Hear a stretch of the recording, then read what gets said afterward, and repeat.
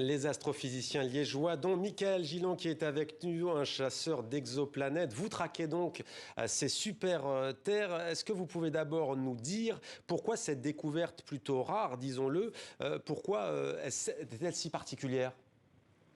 Ben en fait, la question à laquelle on veut répondre, c'est est-ce qu'il y a d'autres biosphères dans l'univers? Est-ce que la vie existe ailleurs dans l'univers?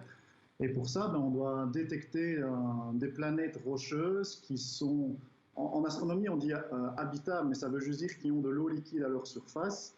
Et puis on doit non seulement les trouver, mais en plus on doit pouvoir les étudier par la suite, pouvoir sonder leur atmosphère à distance, parce qu'on est incapable de franchir la distance qui nous sépare des étoiles, et pouvoir essayer de retrouver dans leur composition atmosphérique des traces de biologie, hein, ce qu'on appelle des biosignatures. Et comme on dit, l'eau Et c'est la vie, donc s'il y a des traces d'eau... moi, la vie, c'est vrai que la vie a besoin d'eau, mais c'est pas restrictif. On ne peut pas juste dire à partir du moment où on a de l'eau, on a de la vie. On ne comprend pas très bien comment la vie est apparue sur Terre déjà. Donc, Il faut quoi d'autre? il faut des éléments carbonés, des molécules organiques. Et puis, il faut que la vie soit apparue. Et c'est un mécanisme très, très compliqué qu'on ne comprend pas actuellement. Donc, on part du principe, ce ne suffit pas d'une planète qui soit à la bonne distance de son étoile. On veut vraiment pouvoir l'étudier en détail. Et cette spéculose 2C, elle rejoint un tout petit nombre d'exoplanètes potentiellement habitables qui se prêtent bien à ce genre d'études. Donc on va pouvoir l'observer en détail et y chercher des traces d'atmosphère et puis par la suite peut-être des traces d'eau. On va voir justement quelle est la suite et ce qui va se passer à partir de maintenant. Mais tout de même, comment avez-vous fait? C'est une prouesse scientifique, je le disais. On parle notamment des télescopes situés au Chili, qui est réputé en astrophysique, et l'île de Tenerife aussi, c'est ça? C'est ça, oui. Donc, on a un projet qui s'appelle Speculoos, référence bien belge, qui vise à détecter, à observer toutes les étoiles les plus petites du voisinage solaire. Il y en a un peu plus de 1000.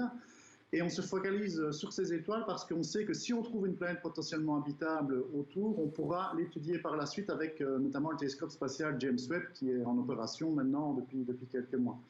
Et donc, on observe ces étoiles de manière intensive et on veut détecter les planètes par ce qu'on appelle le transit. C'est-à-dire quand la planète passe devant son étoile, elle va cacher une partie du disque de l'étoile et on va avoir une petite éclipse, une petite baisse de flux qu'on va mesurer avec nos télescopes Speculoos. Ça va nous révéler, et ça a été le cas ici, la présence de la planète. Et puis après, on va observer attentivement le système et puis étudier la planète le plus en détail qu'on peut. Vous l'avez dit, c'est une cible de premier choix, Speculoos 2C pour le télescope James Webb. Pourquoi au juste? Comment ça va se passer avec le super télescope? En fait, ce que James Webb va faire, et ce qu'il fait déjà pour TRAPPIST-1, c'est qu'il va observer le passage de la planète devant l'étoile.